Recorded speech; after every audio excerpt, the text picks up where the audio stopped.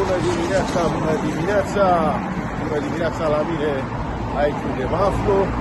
De ultima mea zi aici în orașul Sydney, în Australia. Mâine o să plec la Melbourne, o să mai filmez ceva de pe acolo. Gata, s-a terminat și cu votările, s-a terminat și cu alegerile. Mă rog, a ieșit cine a ieșit. Așa este, în democrație. Se spune că minoritatea se supune majorității, că a fost pe bune, că n-au fost pe bune, mai contează. Aia e.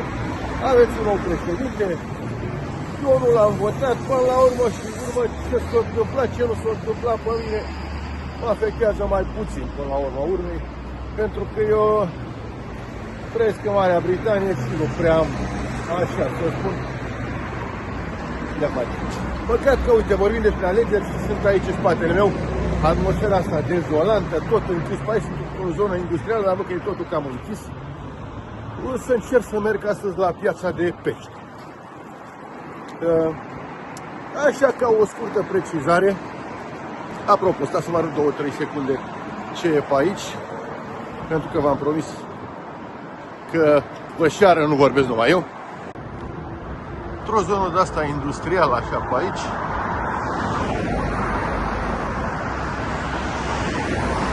am spus,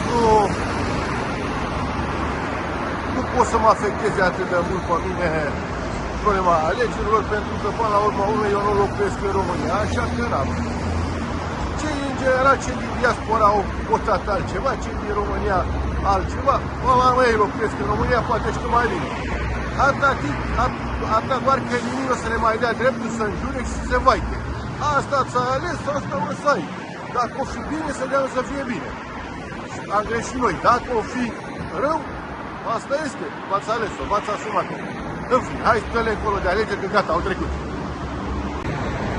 Alții mă cunoaște mai de mult, alții ați făcut cunoștință cu mine doar acum sau veți face cunoștință. Toată lumea mă acuză, unii spun că sunt cocalar, alții că sunt infractori, că sunt interlop, alții că sunt... Eu încerc să fiu cât mai original pot. Am spus, încerc să arăt tuturor toate locurile astea frumoase pe unde umblu. Bine, asta nu pot să-l numesc un restaurant de frumos, dar e o experiență interesantă. Ați văzut, în toate vlogurile mele am încercat să alternez, să arăt șircurile astea, locurile astea mai așa și locurile mai frumoase, mai turistice. Asta nu sunt nici cocalar, nu sunt nici interlop, nu m-aș denumi nici cum. Sunt un om care provine dintr-un anumit mediu, care nu-și reneagă trecutul, nu-și reneagă nici prezentul, înțelegeți? Deci, dacă am cumva un limbaj sau eu, primul rând și primul mă adresez și altfelului de public. Dacă alții vă simțiți cumva lezați, jigniți, deranjați de limbajul meu, de gestica mea, de gesturile mele, de una, de alta, asta este, încercați în altă parte, nu este nicio supărare. Eu am spus, am un public target în general din cei care sunt așa cum sunt și eu. Deci felul ăsta de oameni care nu știu, o clasă mai clasa medie sau clasa de jos sau mai știu eu, alții la limita legii. Ăsta sunt. Și dacă vă place, urmăriți cu cea mai mare plăcere. O să încerc să fac, eu nu jignesc, încerc să nu jignesc în vlogurile mele, să nu vă răsturâde nimeni. Sunt un om care acceptă absolut orice critică. Hai să intru să beau și o cafea la Angry Jacks cu fast food din asta, nu știu ce fel de e, dar să intru măcar să beau o cafea. Nu mai chef, că breakfast e prea de dimineață, dar o cafea tot o să iau. Cer să nu vorbești chineza, mă puțin să te înțelegi. Dacă n-am puțin să mă înțeleg, dacă era o chinezaică la casă și eu puneam pe limba mea, ea vorbea pe limba ei, nu ne înțelegem unul cu altul, caut în altă parte să beau o cafea. Și case ciudate pe aici. Parcă sunt la Bomo, în Cape Town. Acolo sunt casele toate așa, cartierul metișilor. Toate casele sunt numărate fiecare în altă culoare. Da, imposibil găsesc o cafea pe aici. Zona arată cam dezolantă, așa. Sunt obișnuit cu astfel de cartiere. Le cunosc din Statele Unite, din America, astfel de zone. Am spus și în vlogurile de ieri. Oricum, mult mai bine arată Melbourne, mult mai bine. Sincer, nu mi-a făcut o impresie, cine știe ce. Da, multe locuri părăsite, așa. Foarte multe am văzut și ieri la Bondi Beach, unde aștept să fie loc turistic. Bondi Beach, una dintre cele mai celebre plaje din Australia, să nu zic din lume. Și acolo, așa, multe locuri părăsite. În schimb, la capitolul spații verzi, se stă bine. Am văzut parcuri peste tot, spații verzi, multe. Bine, la Melbourne sunt mai multe, v-am spus. Cel puțin măcar atâta lucrau și aici, în orașul ăsta, pentru că în afara centrului orașului, restul nu e nimic, stărea pe spate. Nu știu, peste tot apare chestia asta, așa, se pare că e neîngrijit, nu știu ce să zic. Pare totul neîngrijit, așa.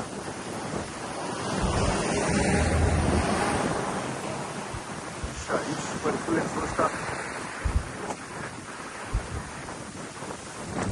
De aceea am văzut foarte mult de America. Seamănă enorm de mult, de mult cu America, cu Statele Unite. Așa, avem. Da. Ce să vă zic eu? Și cu parcurile din București.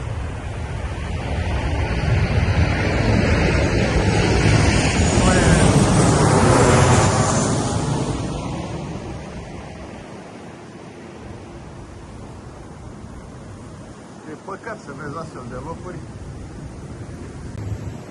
Păcat să arate așa un oraș mare ca Sydney. Am spus, nu, am văzut de astea locuri din astea, astea chiar arată bine. Am văzut și Paris, am văzut și Londra, am văzut New Yorkul. Deci nu e numai aici la Sydney să arate așa. Păcate, aici, acolo ne îndreptăm, societatea noastră, omenirea, acolo se duce, în direcția asta, ce să facem? Asta este. Nu. E peste puterile noastre, nu suntem noi la conducere, înțelegeți? Am văzut așa ca o curiozitate, acum, după alegerile astea, auzi, de aeroportul aici aproape, mă uitam și eu așa de curiozitate și am văzut, toți se îndură cu toți. Ăia că au câștigat, că să vezi ce le fac, nu ăia care au pierdut, că nu știu ce, cu ăia, bă, frate. Până la urma urmei, noi ca simpli cetățeni, ca simpli oameni, că sunt ăia la putere, aia nu o să ne partă niciodată nimeni cu noi. Și noi tot oropsiții sorții o să fim. Noi tot la muncă o să ne ducem, alții la școală, alții la furat, alții la produs, alții la fiecare pe unde se duce să pună o pâine pe masă. Înțelegeți?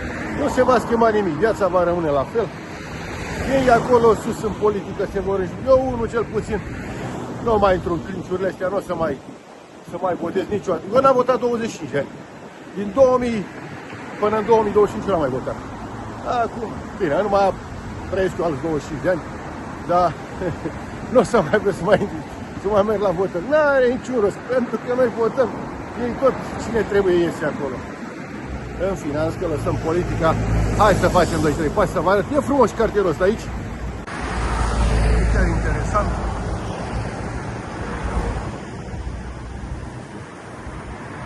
O zonă de periferie. Ieri am filmat tot așa o altă zonă de periferie. Dar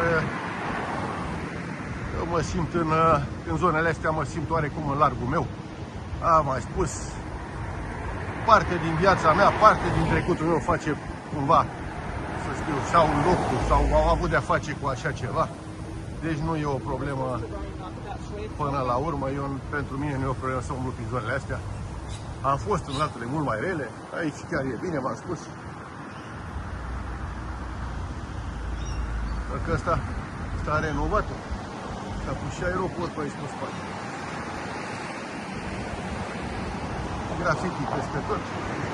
Știu, mi-a scris cineva, parcă nu mai știu, mi-a lăsat un comentariu că graffiti este o artă, da, știu treaba asta, Banksy sau cum îl cheamă pe ăla, că e unul chiar șmecher, operele lui s-au vândut cu milioane.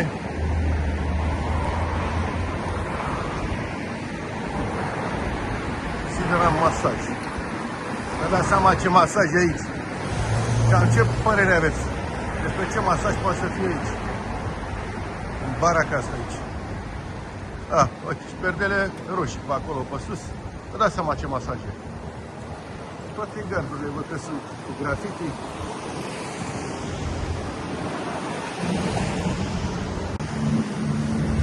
În schimb, vegetația e foarte mișto, v-am spus. Uite ce pom. Ce pom super șmecher aici. Asta câte sute de ani o avea pomul ăsta. O avea arborii ăștia aici. Graffiti peste tot. Și tot curtea școlii aici, la grădiniță, bine, asta știi că tot de ei. O artă. Ia să iau și o cafea, poate găsesc o cafea aici. Da, Dumnezeu să fie și deschis. Nu, că eu aș cel mai ghinionic, eu sunt omul care nu e stare să găsesc o cafea. Așa mi s-a întâmplat toată la Osaka. Dacă n-am umblat jumătate de oraș să găsesc o cafea. A, uite, mai e aici un. Aici văd că ar avea, cred că au. Sunt la Sydney Opera House, Circular Quay. Și avem Sydney Harbour și Sydney Harbour Bridge. Le-am mai prezentat într-un alt vlog, eram noaptea, am să vi le prezint și ziua. Ați văzut că am plecat în vlogul de astăzi, l-am început dintr-o zonă așa mai dezolantă, o zonă de, noi să spune ghetto, dar nici cea mai șmecheră zonă din lume. Probabil că de asta spun că sunt unicat, de asta spun că nimeni nu face vlogurile astea. Dați seama, închipuiți-vă că dumneavoastră ajungeți pe o țară străină și ajungeți la aeroport, la o gară unde ajungeți, mă rog, și trebuie să ajungeți să vedeți aici. Bineînțeles, poți să treceți și prin zonele cele mai puțin frumoase, mai puțin turistice. Numai în cazul în care, știu eu, eventual vă ia cineva de la aeroport, vă ce găsiți. Așa vă trece cu mașina tot prin zonele. Și mi s-a întâmplat mie, ca să vă spun și o poveste, prima dată am fost în Tanzania, de fapt în Zanzibar. Zanzibarul e partea insulară a Tanzaniei. Și când am ajuns acolo, mama, un aeroport, ploua în el, ploua acolo. Erau cu găleat, cu un lighean acolo pus. Doamne, mai culița, domnule, ce am văzut acolo. Când am adus, m-am luat un taxi și am trecut prin niște bidonviluri din alea, pe niște clări din alea. Bă, zic, mă uitam, dar de bilet de acolo să plec înapoi. Dar după aceea, imediat m-am acomodat la câteva zile. Oricum, frumos peisajul ăsta, de frumos aici. Vreau să fac un tur, să merg la Shark Island, la insula, e un far acolo, la insula Rechinilor, dar nu cred că o să mai merg, fiind ultima zi aici în Sydney. Am să văd mai multe. De aici o să plec la Chinatown și după aceea o să plec de fapt, cred că o să plec la Piața de Pește prima dată și după aceea în Chinatown, sau să vedem cum va fi mai ușor. Spuneam mai înainte de acuzațiile care mi se mă fac să și râd când aud pe cineva că spune că sunt eu cocalat sau interlop sau o doamnă foarte mică, aminte, foarte oribilată. Eu nu înjur, nu alea când îmi trimit astfel de comentarii. Doamnă, nu erau doamne, era un băiat și tânăr, că m-am uitat la poza lui de profil așa. Doamne, păcat de călătorești, ai limbajul ăsta, călătorești atât de mult bine să crești ai limbajul ăsta. Ce mă trebuie să fie? Vreau vrut să-i zic, dar nu intru în polemici cu ei. Trebuie să-i spun ce trebuie să am neapărat Harvard sau, știu eu, Oxford sau Cambridge sau știu eu, Sorbona, ca să pot să călătoresc. Unde călătorim, dragul meu? Lumea ne întreabă dacă avem bilet de avion, dacă avem bani să ne plătim cazarea și trebuie să ne plătim consumația. Nu ne întreabă nimeni câte clase avem, dacă avem 4 clase, 12 clase, 15 facultăți, 20 de... Apreciez și respect pe toată lumea care are o școală, care are o calificare, care are o facultate, dar asta este la noi prea, toată lumea a luat asta prostia asta în cap. Dom'le, dacă ăla e intelectual. Păi și ăla are 3 picioare și eu am 1. Sau tot ca mine are și ăla. Înțelegeți? Omul când face o facultate sau când face asta, n-a înțeles multă lume. La noi e o problemă, e o problemă foarte gravă cu treaba asta. Problema pe care, vedeți, occidentalii nu au. Dacă tu ai făcut o facultate, dom'le, ești, bă, ăla, tu faci facultatea respectivă sau un curs de calificare. Sau... Deci omul face o facultate. Tu termini o facultate ca să te pregătești pentru o profesie, ca să fii doctor, să fii inginer, să fii cutare, pentru a câștiga bani. Altul face un curs de calificare de manicurist, de pedicurist, altul face o școală profesională de zidari. Și omul să alerge la zidarul într-un live, chiar apropo, mă spunea unul că el e, dacă mi arată caietul de matematică, a făcut un live de ăsta și eu pe TikTok și spunea unul că dacă mi arată caietul lui de matematică, mă ia bățul sau nu știu ce îmi spunea. Tu nu intru polemică. Te-am și eu să fiu arogant, să știu, dacă îți arăt pașaportul meu, o iei așa pe arătură, o iei Brăila. Mă cer cu... Nu are rost să te ceri cu proști.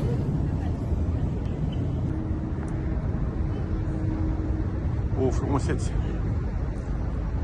Acest pod are un nickname, o poreclă, se numește podul Umeraș și care are formă de umeraș. Și asta este Harbor, portul, și acolo avem Opera House. Opera House, o operă de artă în sine. Frumos cheiul acesta, de asta spune Circular Cave. Plin, am venit seara aici, era plin de oameni. Lumea mânca, bea aici, vedeți, sunt numai terase, numai baruri. Poate să, dacă găsesc undeva deschis, o stau și o să iau un suc, un juice, să savurez așa priveliștea. Da, și frumos, e o frumusețe, ce să mai. Deci e o frumusețe. Nu știu podul dacă e pietonal, nu cred, că nu am văzut pe nimeni. Bă, s-ar putea să fie, nu știu de ce să zic. Bă, da, cred că e și pietonal, dar nu știu cum să urci acolo. Exact așa cum am spus, nu trebuie să fii, știu eu, să ai vreo pregătire superioară, nu trebuie să fii vreun miliardar să circul pe aici.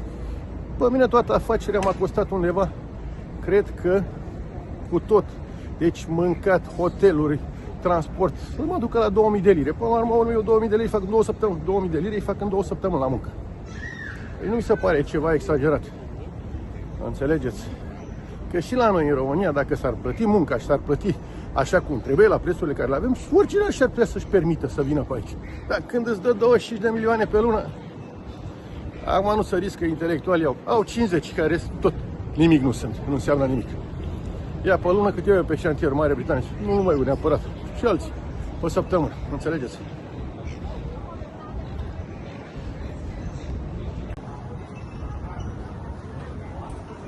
Frumos, am văzut. Deci am avut norocul ăsta în viața așa. M-a ajutat Dumnezeu să văd atâtea și atâtea și atâtea locuri și lucruri frumoase. Așa. Bine, am avut și tehnica așa tristul ăsta să văd lumea, să călătoresc lumea. V-am spus, primele trecere ale mele de frontieră au fost alea frauduloase. Ale erau vremuri mai grele, care de multe ori o le puc să spun că să le uit, că n-am de ce să le uit. N-ai cum să le uiți, o să-ți rămână tot timpul în memorie.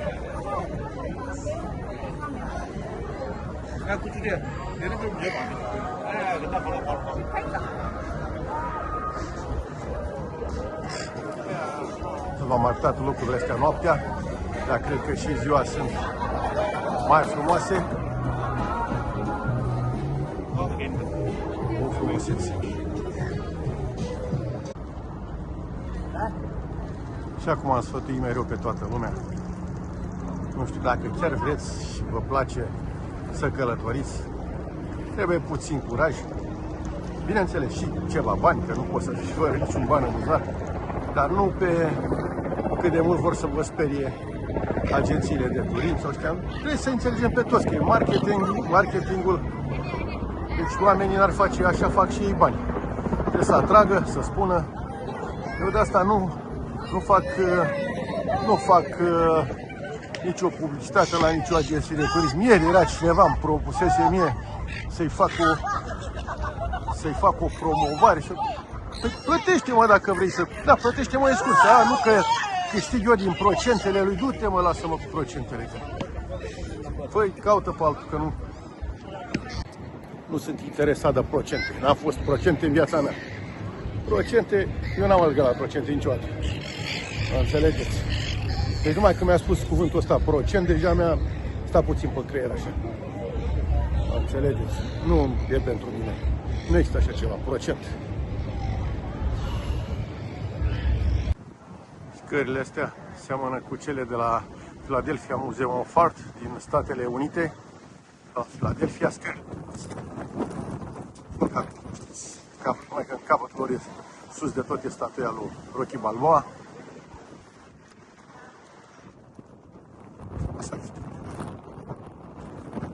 Aici sunt show-uri, concerte, scuzați, show-uri de la circ la, mă rog, cântă ăla, cum îl cheamă? Chirilă, cum îl cheamă pe ăla la noi. Și cu aia, cu Delia.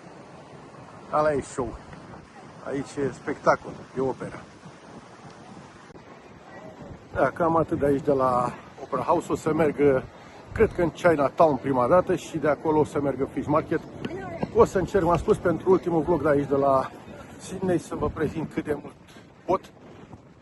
Ați văzut, am început cu un ghetto, mini ghetto, continuăm cu locul ăsta, o să mergem în Chinatown, după aceea la piața de pește. O să încerc să le prind pe toate, o să fie un vlog complex și sper să mă urmăriți așa cum faceți totdeauna. Și dacă puteți, promovați-mă și pe mine puțin, v-am spus, nu costă nimic. Chinatown, în Sydney. Să nu vă așteptați niciodată ca aceste cartiere chinezești, Chinatown cum sunt numite, să arate cine știe ce extraordinar de bine sau sunt o șirire de dughene, de magazine, de magazinașe, saloane de masaj, unde de obicei se face și altceva în afară de masaj. Cam cel mai așa, cel mai rău Chinatown care mi s-a părut eu, l-am văzut undeva, a fost cel din Kuala Lumpur. Era mai mult bazar, era... Ai văzut carnea pe jos, nu are nicio treabă. Omul din spate de acolo. Fac și eu 2-3 pași aici în Chinatown. Nu mănânc aici. Eu mă împac bine cu mâncarea asiatică, mâncarea chinezească, nu am probleme. Și de câte ori am venit, eu am spus, eu călătoresc mai mult pe budget, așa, mai ieftineală. Și vin și mănânc de multe ori în zonele astea pe aici. Cam așa arată. Uitați, masaj. Am văzut deja 2-3 de-astea de masaj. Nu știu ce poate să fie aici. Față. Ieri ați văzut în vlogul de ieri, pe care l-ați urmărit. Da, mai coada la un... Pe coadă de mare era la un ăsta, la un fast food. Am vizitat Chinatown din New York, am vizitat Chinatown din Singapore. Din Singapore, care a fost cel mai aici. Mecher cel mai bine pus la punct. Pentru că nu știu ce poate să se întâmple aici. Nici nu sunt bancă, ceva. Posibil să-ți fost vreo alarmă, ceva la bancă, pentru că toți apar la office așa îmbrăcați. Și cred că aia este fire exercise, cum ăsta, fire drill.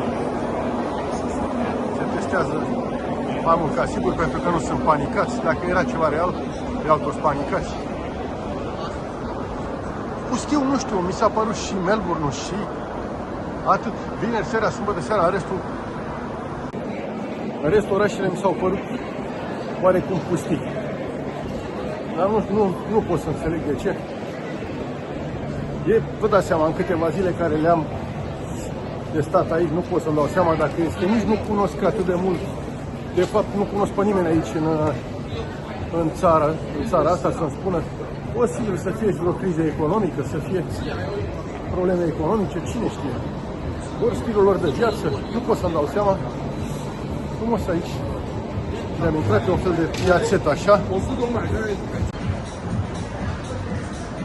frumoasă piața asta. Cum ești luminat, e frumos, oarecum, na. Chinatown. E zona mai amenajată aici. Fac încă 2-3 pași și după aceea o să merg la piața de pește. Nu vreau să vă aglomerez cu atât de multe imagini. Chinatown, avem și Mexican. Aici Mexican Kitchen.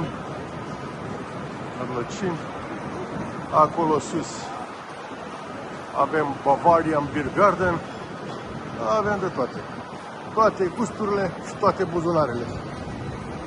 Asta e bine în Chinatown.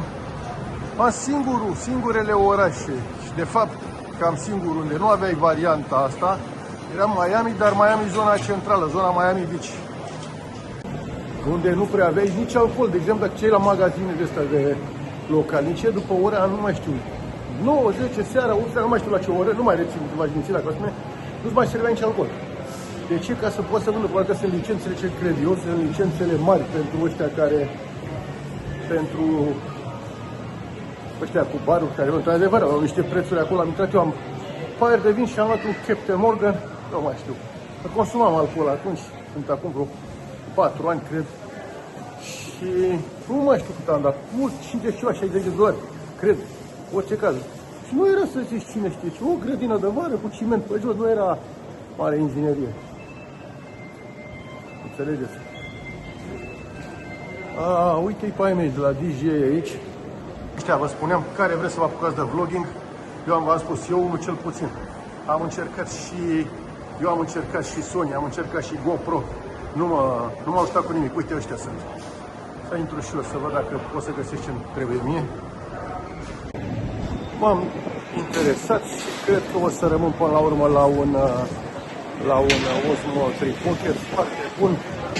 Mi s-a părut foarte bun. Nu e nici extraordinar de scump și cât mi-a arătat băiatul acolo, am văzut că pot să lucrez cu el. Oricum căutam și un mic 2 de la DJI. De fapt am microfonul, dar n-am receiver-ul și îl căutam și pe ăla. Toate că am zis că nu mai bag bani. Nu mai bag bani pentru YouTube, pentru TikTok. Pentru că dacă nu fac bani, la ce să-i bag? Da? Hai să mai încerc tot. Să încerc să mai continui, cât o să mai continui. Oricum o să fim în vara asta, o să fim în Statele Unite. Hotel open till 4 AM. Bă, de-l încolo. Știa, sunt hoteluri de-astea pentru fete în general. Unde am mai găsit așa? În Tokyo. În Japonia se închiriau cu ora. Sau care om normal face să închirieze hotelul cu ora? De fapt, în Japonia aveau și un fel de...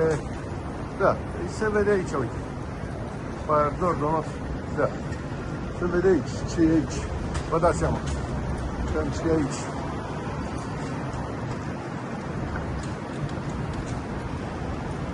Ce fel de hotel e acolo?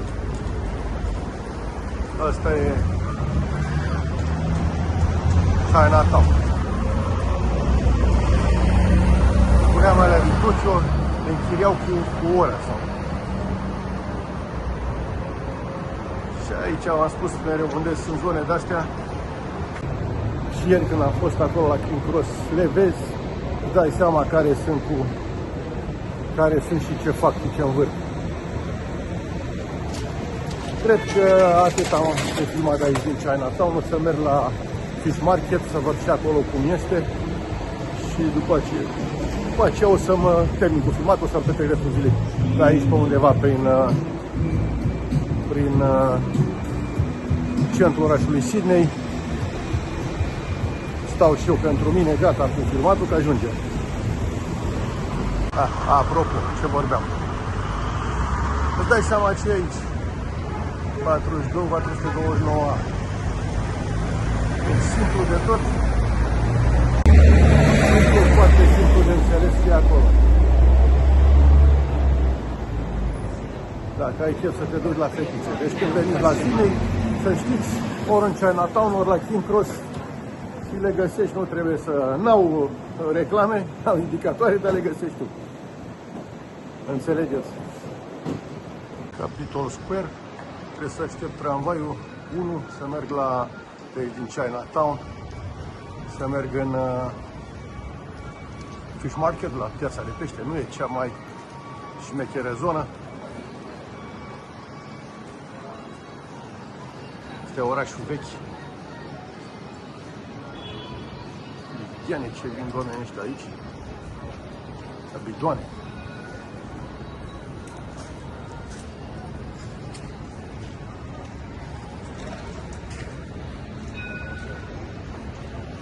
Văd că vine și... nu vine tramvaiul. Sydney Fish Market, piața de pește din Sydney.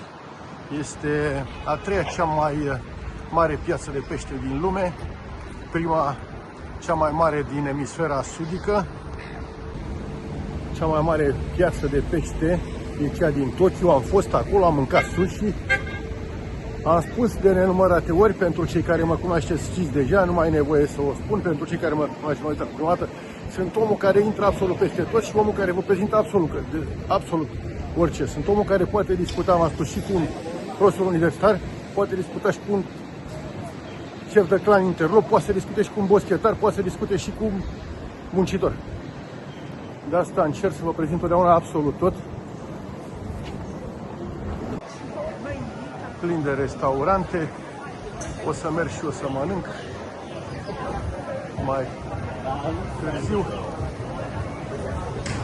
159 de dolari pentru kilogram. Rock lobster, tasmanian rock lobster.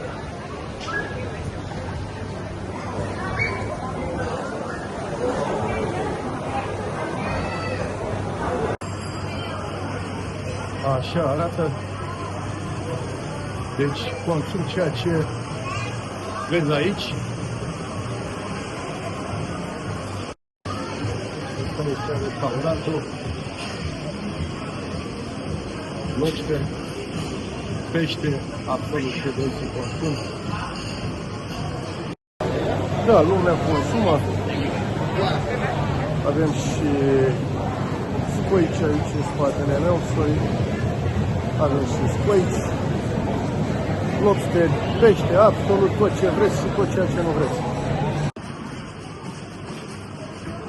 Cara capitalul Escobar al nostru, băia cu minte, nu mai zi nimic de el. Deci chiar că nu mai zi nimic de el, că e cu minte. Ca să vă arăt așa puțin. Creveți, toate rasele de creveți, toate rasele de scoici. Cred că ar fi cazul să mă pun și undeva la masă, să mănânc și un seafood. Poate că merită și sufletelul meu să mănânc și eu câte un seafood. Vedeți, îmi place să mă și respect așa. Dar nu mă duc la Nuba să dau mii pe roabe de șampanie. Vin aici și dau 30 de euro, 40 de euro, uite aici. Uite, prețul. 30, 20, 22, Wagyu.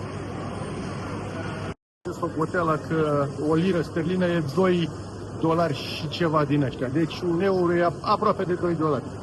Faceți și voi socoteala cum poți să mănânci așa ieftineală, să te simți bine tu pentru sufletul tău. Înțelegeți? Mă opresc să mănânc și eu ceva, o să plec după aia de aici o să plec de aici. Uite ce frumos arată la nenea asta aici. Da. E o atracție, Fish Market, piața de peștere aici din Sydney, e o atracție, la fel cum era și cea din Tokyo, din Japonia. Nu știu, am căutat despre pe internet, nu am găsit care este cea de-a doua. Ce am văzut că asta este prima din emisfera sudică, deci la sud de ecuator, asta este cea mai mare și a treia din lume. Prima știam că e Tokyo, de când am fost acolo. Acolo e bursa mondială a tonului la Tokyo. Hai să mă opresc să mănânc și eu niște lobster, că mi s-a făcut și foame. Și să vedem după aceea dacă o să mai opresc undeva. O să fie un vlog puțin mai lunguț așa astăzi. Sper că astăzi nu mai discutăm de politică, nu mai discutăm de nimic. Vreau să vă arăt așa despre ce e vorba, frumusețile acestui oraș. Ia să mănânc eu lobster. Ca ăla, tată, am comandat un platou de fructe de mare. Mi-am comandat o supă, tot așa cu seafood, mi-am comandat un prăjitor, un desert, un suc. Mai costă undeva la 50-60 de euro, azi fac și o răsfăt, dar suntem la seafood. 50 de euro, alții, eu știu pe alții au dat, dar nu mai zic nimic, am promis că nu mai zic al nostru, de pe mai nimic. Hai ca să termin pro. Alții au dat 150 de lire de persoană, au mâncat nimic prăjit, au mai mâncat cu ceva când au plecat de acolo. De fructele mare, un desert, un suc, alte de cam acolo aici, fructele mare, caracatița lui Escobar, libertate. Alarma nu cred că e exagerat de scump, la în jur de 55 de euro am făcut după ceala. Haideți, poftă bună! Așa arată un doc pescăresc cu plasele, cu năvoadele. Și aici vin embarcațiunile pescărești, se vinde peștele proaspăt. Ați văzut piața. Da, prietena ta am avut aici de la Sydney pentru ziua de astăzi, încheie aici. Am vrut să fiu și eu puțin răutăcios, tot îmi scria unul niște mesaje, cu toate că să termin politica, îmi scria și unul niște mesaje că du-te la muncă de azi, nu-l cunosc, că dacă era un prieten, vă dați seama, nu făceam, nu eu reacționez așa, dar fiind necunoscut, aș provoca și eu, ați văzut, Doamne, să vedem ce faci de azi, nu știu ce am făcut de astăzi, am început ziua foarte rău. Și l-am provocat să-mi arate și el frigiderul.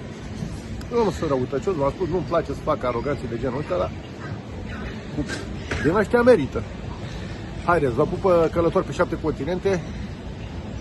Vă las aici, lăsăm orașul Sydney și vă promit că în continuare vom avea cele mai frumoase locuri pentru cei mai frumoși oameni, locuri minunate pentru oameni minunați. Mâine vom fi la Melbourne, vom mai filma și de acolo și ce să, încă o dată rămâneți cu bine, vă iubesc pe toți, v-am pupat și nu uitați, dați like, share și subscribe și pe canalul de YouTube și pe canalul de TikTok.